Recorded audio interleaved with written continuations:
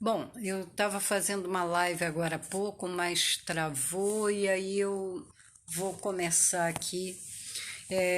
Eu gostaria de falar com você o seguinte: nós temos, muitas vezes nós passamos a vida perdendo oportunidades. Essa é a verdade. Ah, e por que a gente perde oportunidade? Porque nós somos seres dotados de cerca de 500 a 700 habilidades naturais, dons, né? E não usamos nem 10% disso. Mas será que nós nascemos com esses dons é, e, e não é para usar? Né? Eu não sei se um ser humano consegue usar, né? Apenas uma pessoa hiperativa, eu acho, consegue usar esses cerca de 500 a 700 habilidades que tem. Mas o, eu creio que é uma missão da nossa vida usar o quanto a gente puder usar, né? E eu percebo também que determinadas fases a gente usa determinados dons e talentos. E depois, de repente, a nossa vida dá uma guinada, a gente muda, sei lá, de estado, a gente se separa do marido, enfim, não é que seja para fazer isso, mas muitas vezes isso acontece, ou alguém fica viúvo, ou sei lá, é namorado, enfim, não sei, acontece alguma coisa, é demitido do emprego, e aí acha que é uma coisa ruim, mas como a pessoa não consegue mais outro emprego, então a pessoa começa a desenvolver talentos, né? E de repente se descobre um empreendedor, um empresário, um músico, sei lá, ou larga a carreira que estudou na faculdade, uma carreira de, sei lá, de anos e tal, e começa a usar um hobby, um esporte, um, sei lá, planta, mexer com planta, uma horta, sei lá, jardim, paisagismo, e descobre uma outra profissão, uma outra atividade, um outro propósito de vida. Eu, durante a primeira parte da minha vida, eu era modelo e manequim, porque o meu pai, que é publicitário, ele era gerente de uma agência de publicidade, me colocou para fazer o meu primeiro anúncio, que foi o lançamento da máquina Vigorelli, aos 2 aninhos de idade, em 1963. Uma publicidade que saiu no jornal Correio da Manhã, se eu não me engano. E depois dessa eu ainda fiz outros trabalhos e que eu me lembre, com 4, 5 aninhos, 4 anos, sei lá, ainda estava trabalhando nisso. Com 14 anos eu também fiz, sei lá, tem uns trabalhos aí com 7 anos, tem uns trabalhos aí que eu fiz. Aí quando eu cheguei aos 18 anos, eu resolvi fazer o curso do Senac, profissionalizante de modelo e manequim, que era um curso muito conceituado nessa época. Era o Socila e o Senac, aqui do Rio de Janeiro, capital. Fiz esse curso e cheguei a trabalhar mais como manequim depois do curso. Trabalhei como manequim de fábrica, manequim de loja, manequim de palco, manequim de passarela, né? E até os 20 anos, quando eu engravidei do meu primeiro filho. E quando meu filho nasceu, eu tinha engordado muito e também não estava mais pensando em ser modelo, eu queria ser alguma coisa que não dependesse de físico, sabe? De beleza, enfim, que um dia a gente envelhece e tal. Aí, meu filho nasceu em janeiro de 83. Quando foi em dezembro de 83, eu estava conversando com um amigo, Francisco Barbosa, o locutor da Rádio Tupi, da Rádio Globo, foi locutor da Rádio Cidade, daquela primeira turma, e ele, nessa época, era coordenador da Rádio Estácio FM, aqui no Rio de Janeiro, né? E ele falou, olha, estão fazendo teste para locução feminina lá na Estácio, você não quer fazer? Eu falei, uai, nunca pensei, o que é locução, tal, não sei o que, eu nunca pensei e tal. Aí eu falei, fui, não rolou ali no momento, mas eu acabei entrando para a Rádio Tropical FM, acabei trabalhando em rádio até 1998. Né? A última foi a Manchete FM, trabalhei em 9 emissoras de rádio, 8 FMs e uma AM aqui no Rio de Janeiro, fiz 2 programas de TV, participação, né? E estava nessa área aí, né? E fiz faculdade de jornalismo. Aí, quando foi em 1999, lancei meu primeiro livro, um livro técnico sobre locução e comunicação interpessoal, técnicas de apresentação em público para palestrantes, porque eu tinha começado a trabalhar como consultora, como treinadora de técnicas de apresentação em público para palestrantes. Essa era a Mônica Sampaio. Eu voltei a trabalhar em rádio em 2004, na Rádio Antena 1 FM, mas só um final de semana não rolou, não fechou o contrato, então, e dali eu parei, né? Ainda lancei mais 3 edições desse livro, Curso de Locução Dirigida para Todas as Profissões, a terceira edição foi em 2012, mas não mais trabalhei. Eu cheguei a ministrar essa consultoria esse treinamento, né, de técnicas de apresentação em público para palestrantes pelo SENAC, mas num processo in company.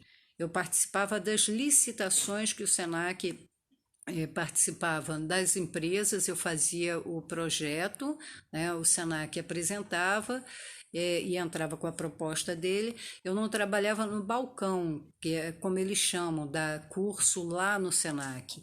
Eu dava curso in company, nas empresas, né, como Petrobras, Dataprev, enfim, Faculdade Simonsen, Casa de Cultura da Universidade Estácio de Sá, enfim. E aí, de repente, esse trabalho foi minguando, minguando, minguando. Eu já fiz muita locução publicitária, né? E apresentação de vídeos institucionais, vídeos técnicos, enfim, eu gravei muita locução. Mas até a década de 90, 1990. Depois eu fui para essa área, né, de treinamento, e depois eu parei. Fui parando, né? Trocou a fase, mudaram as coisas, né?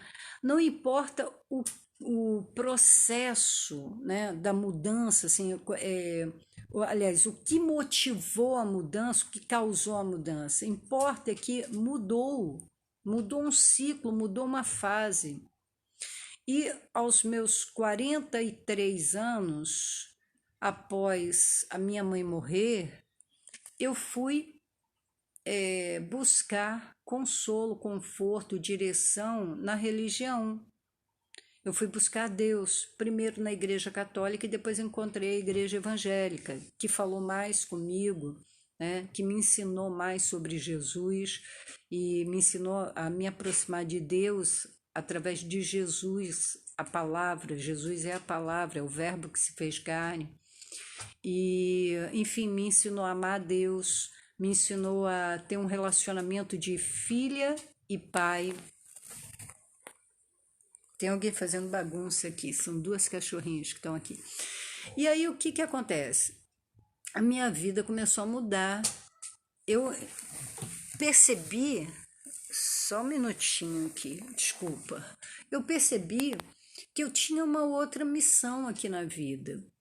que eu era locutora, escritora, mas o ser escritora e locutora, para mim, né, nos meus primeiros 20 e poucos anos de idade, era um fim em si mesmo. Trabalhar em rádio era um fim em si mesmo. A situação aqui, ó, a gente fala, mas tem um cachorro que quer falar também. Ah, eu quero atenção.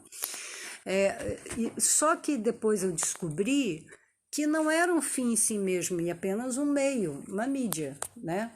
Para eu falar algo maior, mais profundo, mais abrangente, algo eterno. Foi isso que eu comecei a descobrir. Eu falei, puxa vida, eu era locutora de rádio, depois eu fiquei, primeiro eu era manequim, modelo, né? Até os meus 20 anos de idade. Depois eu me tornei locutora de rádio, consultora, treinadora sobre técnicas de apresentação em público para palestrantes, até os meus 40 anos. 40, por aí, 40 e pouco. Escritora com livro técnico sobre locução e comunicação interpessoal, apresentadora de TV, em 2 programas, enfim. Mas depois isso mudou. E eu custei, tá? Eu custei a entender, porque é o que eu falei, né? A causa da mudança, às vezes, é uma dor, sei lá, uma traição, uma puxada de tapete, uma perda de alguém que te deixa desestabilizado, a perda de um emprego que te deixa numa escassez financeira, aí você começa a se virar para descobrir dentro de você novas habilidades para você poder ganhar dinheiro para sobreviver. E aí, de repente, se você não ficar na dor, né, de repente você descobre uma nova profissão, uma nova Mônica, uma nova pessoa, né? Porque, como eu falei, nós nascemos com cerca de 500 a 700 habilidades naturais e nós não usamos nem 10% disso. Mas será que isso é para ficar enterrado? Se você conhece a Bíblia, você sabe da parábola dos talentos enterrados, né? E nós temos essas atividades dentro de nós. Depois você assiste o vídeo desde o começo que eu vou te falar o que é. E vou te falar, e você vai entender qual é o. Eu vou deixar ele, vou baixar ele aqui depois. Então, o que eu estou querendo falar com você é que você precisa explorar o que é que Deus colocou dentro de você, o que é o Criador, tá? Eu não estou falando de religião, eu não estou falando de fé bíblica, eu estou falando de criação, tá? Você nasceu, eu nasci com cerca de 500 a 700 habilidades naturais. E durante um determinado tempo da vida, por exemplo, eu contei o meu, né? Até os meus 20 anos, eu era manequim e modelo fotográfico, tá? E eu comecei com 2 anos de idade, porque meu pai me introduziu a essa profissão, porque ele é publicitário e era gerente de uma agência de publicidade. Então, aí ele usava eu e meu irmão como modelos. Enfim, aí depois, aos 22 anos, né, depois que eu tive meu filho, eu me tornei locutora de rádio, rádio FM, aqui no Rio de Janeiro. Trabalhei até 1998, de 83 a 98, em rádio. Depois eu comecei a trabalhar como treinadora, né? O Senac chamava de facilitador, né? Treinadora de técnicas de apresentação em público para palestrantes. Na área de comunicação, eu fiquei trabalhando, fui locutora de vários comerciais, locutora publicitária, locutora de vídeos institucionais, vídeos técnicos, mestre de cerimônia, toda a parte assim, apresentadora de TV, apresentadora de rádio, toda essa parte de comunicação eu entrei. Aí fui gerente de produção, depois meu pai teve uma agência de publicidade, uma produtora de vídeos de meios audiovisuais, né? projetos gráficos e vídeos, né? Vídeos eram carro-chefe.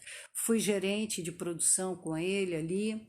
Essa empresa durou 27 anos, mas enfim, e eu não fiquei esse tempo todo com ele. Aí, quando foi em 2005, eu fui consagrada, 2006, eu fui consagrada evangelista. E aí eu percebi, e olha só, o que que me levou a isso? Foi quando eu entrei numa depressão, me separei do meu marido em 2000, comecei a ficar assim meio desgostosa, sabe? Então aí eu comecei a ficar, parei de dar aula, dava só consultoria particular sobre técnicas de apresentação em público, depois fui largando, fui ficando desgostosa. Então, até que minha mãe morreu em 2004 e eu procurei Deus, primeiro pela igreja católica, depois pela igreja evangélica, e eu contei isso aqui, né? Já no início do vídeo. E aí eu comecei, aí um dia uma palavra falou comigo, que foi Lucas 5:10 da pesca maravilhosa, quando Jesus aparece justamente no momento de fracasso deles. Os caras passaram a noite toda, pescadores profissionais, você conhece a história, se você conhece a Bíblia, né? Não pescaram nada, nada, e é complicado, né? Se o trabalho dele depende da pesca e não pinta peixe, não rola dinheiro e, consequentemente, não tem comida para colocar sobre a mesa. E os caras estavam naquela noite de fracasso, né? A manhã de ressaca, né? A manhã de ressaca. Não teve, não tinha nada. E aí foi justamente quando Jesus apareceu na vida deles. Aconteceu comigo, não sei se aconteceu com você. Na hora que eu estava assim, no fundo do poço, ninguém me chamava mais para trabalhar. Minha mãe tinha morrido de uma forma trágica. Eu percebi que eu estava em depressão silenciosa. Eu comecei a entrar no alcoolismo sem saber que estava entrando no alcoolismo, bebendo todos os dias, sabe? E engordei 50 quilos em 5 anos. Eu estava desgostosa, não estava querendo, não tinha mais expectativas, né? Então, exatamente essa noite de fracasso. Por isso que o Salmo 30, verso 5 fala, né? O choro pode durar uma noite, mas a alegria vem pelo amanhecer. E ao amanhecer, né, Jesus chegou na minha vida, mudou a minha história. E aí me deu esse versículo que eu citei de Lucas 5:10. Não temas. A partir de agora, você será pescadora de homens. Pá! Falei, o que significa isso? Eu era uma profissional de comunicação, joguei assim nas várias áreas, rádio, TV, publicidade, consultoria sobre técnicas de apresentação em público, fiz a faculdade de jornalismo, quer dizer, eu vou ser o que? Evangelista, né? Quem sou eu para ser evangelista? Eu não conhecia nada de Bíblia, eu estava começando ali agora, como é que eu vou ser, né? Aí eu falei assim, Senhor, mas o que eu vou fazer com a minha profissão de radialista, locutora, escritora, consultora sobre técnicas de apresentação em público para palestrantes? Eu já tinha largado ou enterrado uma carreira de modelo e manequim, que eu era desde os meus 2 anos de idade. Agora era mais uma carreira que eu ia largar. E porque a carreira era um fim em si mesmo para mim. Só que Deus tinha algo novo. Agora, anota aí uma coisa, que eu vou voltar nisso depois.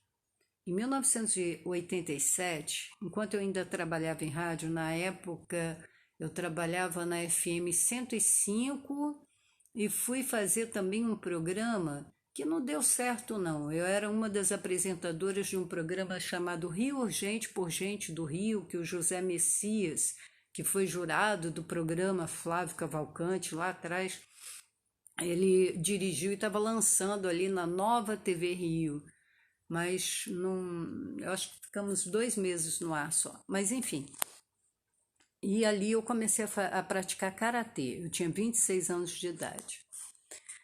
Depois eu larguei, abandonei e tal.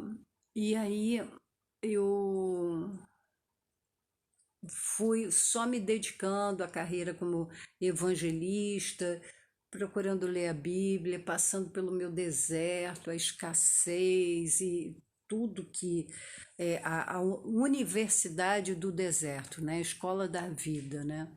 Deus me limpando, me purificando, me expurgando e eu de repente eu comecei a encontrar uma Mônica que eu não conhecia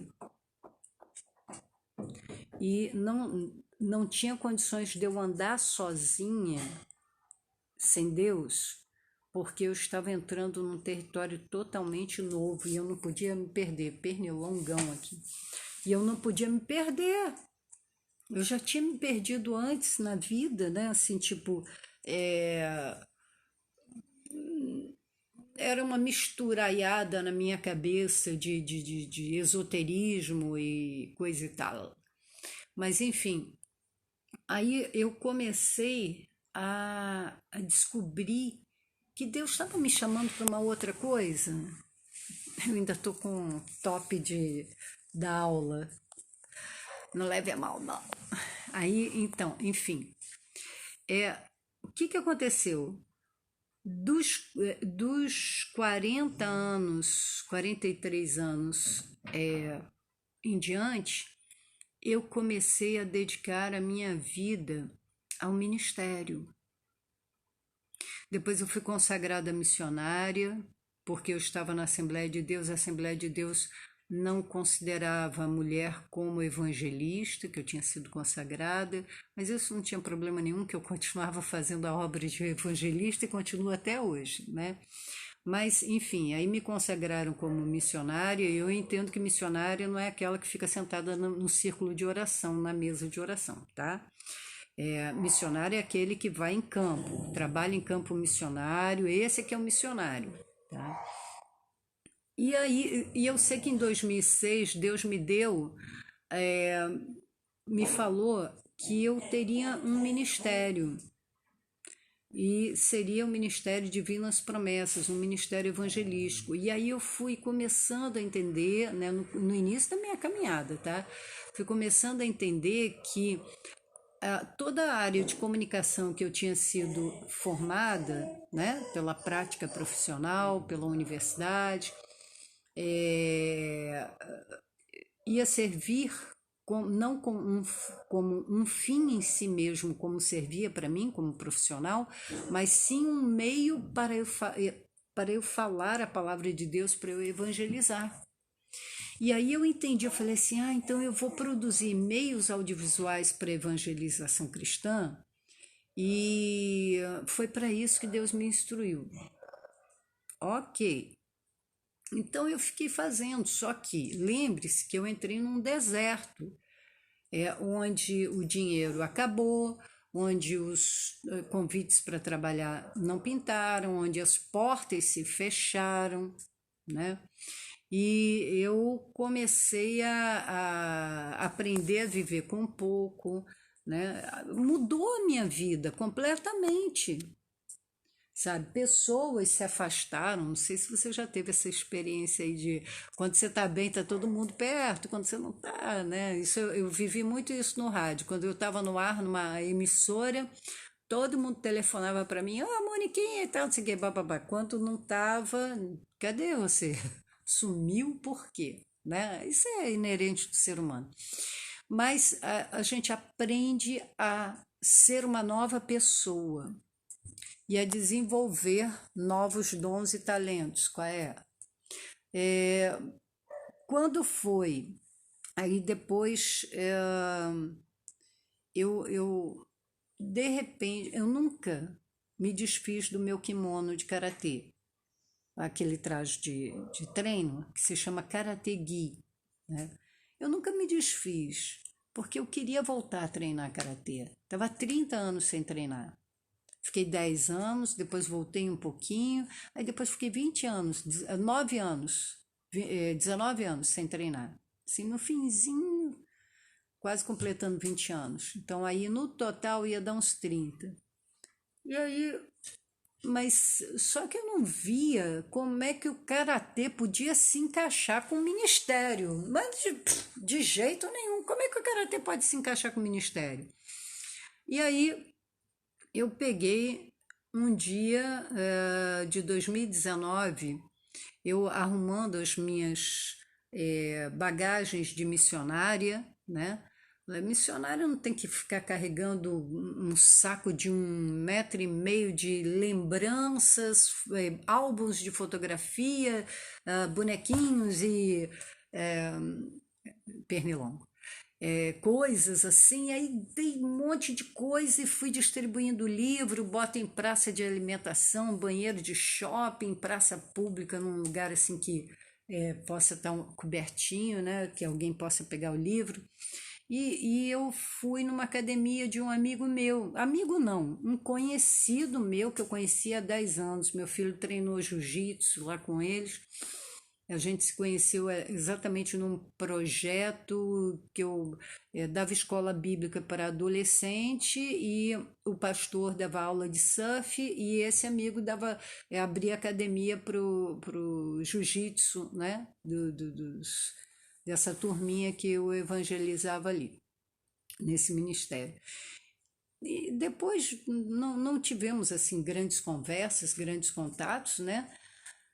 Mas eu lembrei da academia dele. Em 2019, fui lá, fui levar uma caneleira, fui levar uma faixa minha e um livro para deixar ali, né?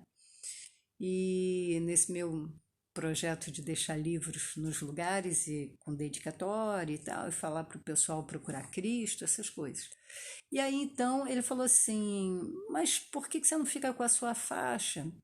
Que era uma faixa que eu não tinha pego ainda, minha marrom, e eu tinha feito o exame 30 anos antes, mas eu saí antes de terminar o exame, aí o meu professor, sensei, em japonês, né, sensei, meu sensei não me deu a faixa. Ele falou: você já passou, mas eu não vou deixar, eu vou deixar você de castigo, tipo assim, né, não vou te dar a faixa. Eu falei: eu sei, foi por isso que eu parei, que era a minha faixa marrom. E aí eu fui levar exatamente essa faixa marrom para ele dar para um aluno dele, eu só tinha ficado com o meu kimono, né? E aí ele falou: por que você não volta a treinar? Eu falei: até tenho vontade, mas eu não sei, tal, não sei o quê, eu tô sem dinheiro, eu vivo como missionária integralmente e tal. E aí ele falou assim: não, vem aí e tal, isso aqui é um ministério cristão de karatê. Então, quando você pudesse dar uma oferta e tal, eu falei: tá bom. Aí, 3 dias depois, voltei a treinar. Um mês depois, é, exatamente um mês depois, ele me graduou, né? Eu tive a restituição da minha faixa marrom. E eu sei que aí ele começou a me colocar para dar aula no lugar dele, sob a supervisão dele, claro. E depois ele teve um problema no joelho, aí eu fiquei assumindo aquela turma. Depois veio um outro professor mais graduado que ele para poder assumir a parte técnica. E depois surgiu o exame de faixa preta, que eu não tinha pensado. Nossa, nos meus melhores sonhos, eu não pensava nem em pegar minha faixa marrom, quanto mais preta, aos 59 anos de idade. E estou falando esse vídeo para falar, depois, se você que entrou agora, dá uma olhadinha, eu vou deixar ele aqui, vou baixar ele, dá uma olhadinha no início e tal. Eu estou falando assim dos ciclos da nossa vida que a gente tem que permitir mudanças e não ficar agarrado no passado. Sabe, Deus tem mudança para a nossa vida porque Ele botou muita coisa dentro de nós, muita ferramenta dentro de nós, que Ele vai usar lá na frente. E aí, para resumir essa história, com a pandemia eu fui ordenada pastora. Instituí o ministério Sementeira Divinas Promessas, aquele ministério que Deus tinha me dado em 2006, o nome, como é que ia ser e tal, não sei o que, e foi me treinando e tal. Esse ministério é uma agência missionária, cuja base fica aqui no Recreio dos Bandeirantes, tá? E o nosso trabalho, nós somos uma igreja portátil.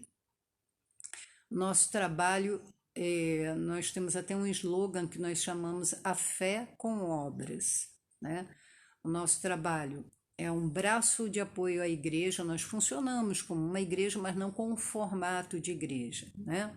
Nós temos culto dominical, com transmissão ao vivo aqui pelo Instagram, ao meio-dia, e o nosso trabalho é apoiar, da maneira que nós pudermos apoiar, ministérios que estão começando, ministérios que estão com problemas, a gente apoia financeiramente, a gente apoia dando treinamentos para obreiros, a gente apoia missionários, obreiros individualmente que estão passando por alguma dificuldade, apoiamos viagens missionárias, apoiamos formação, treinamento, capacitação, essa série de coisas.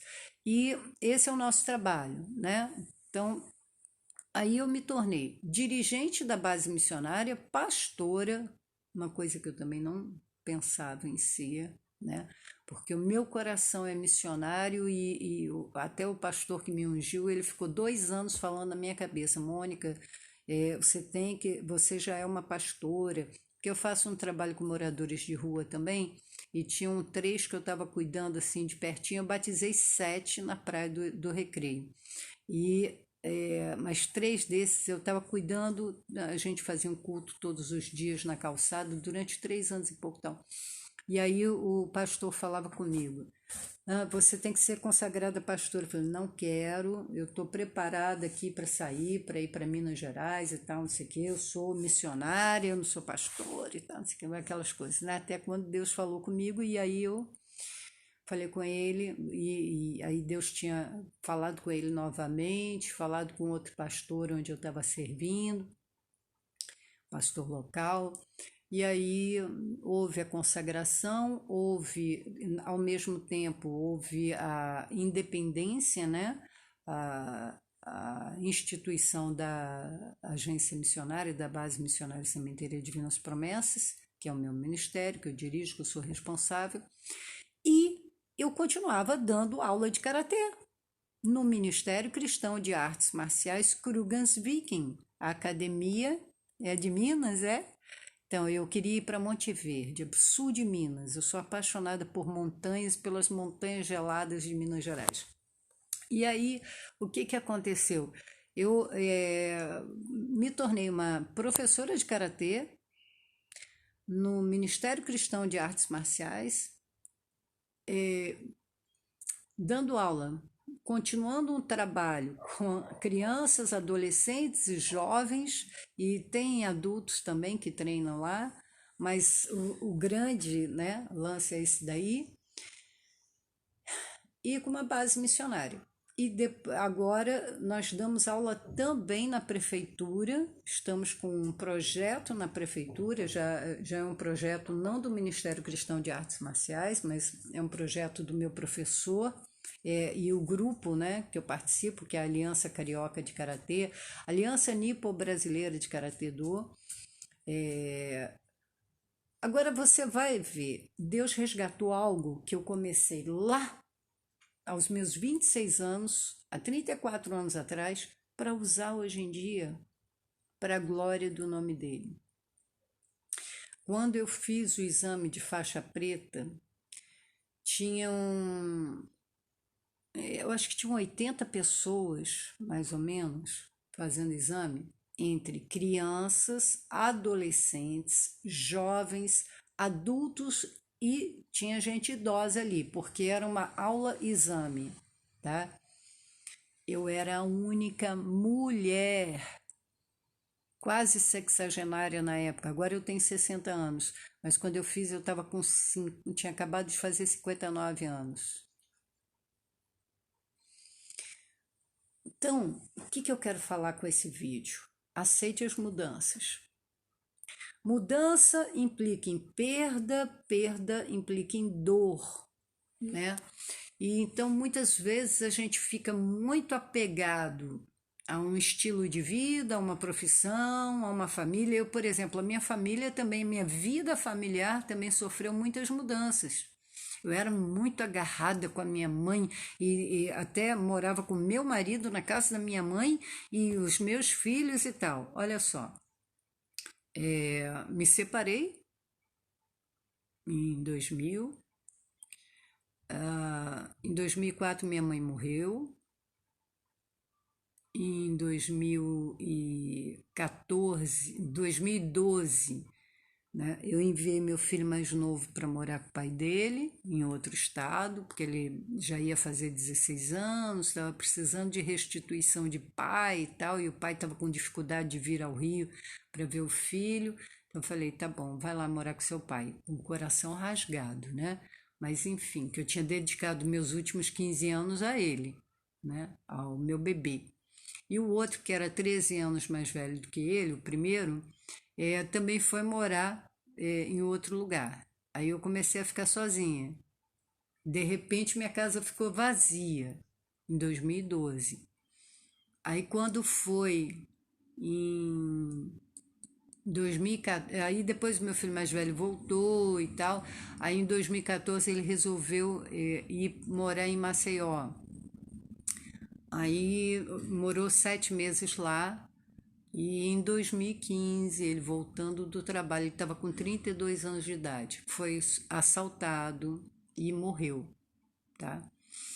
E aí eu tive que também aprender a lidar com isso, aprender a virar a página da minha vida, onde incluía minha mãe, incluía ele, né, incluía o meu antigo casamento, né, que na verdade eu não tinha casado, eu morava junto. Aí a gente, quando começou a ir à igreja no início de 2000, houve uma situação lá que eu achei que ele tinha me traído de novo. Falei, negativo, não aguento mais isso e pô, né? Quis me separar. Enfim, então eu tive que aprender aí a viver sem os filhos, né? Nisso, depois o meu filho mais novo voltou, não, ficou 4 anos lá morando com o pai, voltou, ficou mais 2 anos comigo. Depois, em 2018, ele quis voltar de novo para lá, tá estudando, tal, não sei o quê. Então, enfim, se a gente não aceitar as mudanças, porque as mudanças elas não só implicam em perda e dor, mas implicam também as consequências das mudanças. Você descobre mais uma novidade dentro de você, né? Você descobre novas pessoas, um novo jeito de viver, descobre novos propósitos que Deus tem para a tua vida. Então, é necessário passar por essas mudanças para se descobrir. Você só se descobre se você esvaziar-se daquilo que você é atualmente para você poder aprender a ser uma nova pessoa. Porque o sentido da vida é crescer e frutificar e multiplicar, tá? Esse é o sentido. André é um menino de ouro, agora sei quem ele puxou. Lorena Costa, você é amiga dele? Você é daí do Espírito Santo? Então, quando você descobre assim que você tem uma outra pessoa aí dentro de você que precisa sair, que precisa se manifestar, né? Então, se você for ver as fases da minha vida, até os 20 anos foi uma coisa, né? Modelo, manequim e tal, pá. Dos 22 anos aos 40, 39, 38, foi locução, locutora de rádio, radialista e tal, depois escritora, depois consultora para treinamento, né? De treinamento para técnicas de apresentação em público para palestrantes, o nome é muito grande. Aí depois parou. Quando parou, opa, foi na hora que Jesus entrou. Foi aquele negócio da noite, né?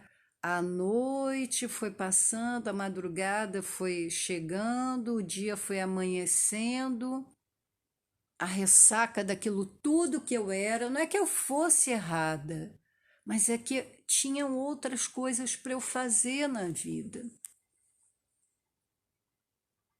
sabe? E eu me lembro, um pastor que eu tive, ele, quando eu estava saindo, ele estava orando, me abençoando para eu ir para um outro ministério, numa nova missão. E eu não me lembro quantos anos, foi em 2012. Eu tô com 60, faz as contas aí. Por favor, ajude-me. Aí ele falou para mim assim: olha,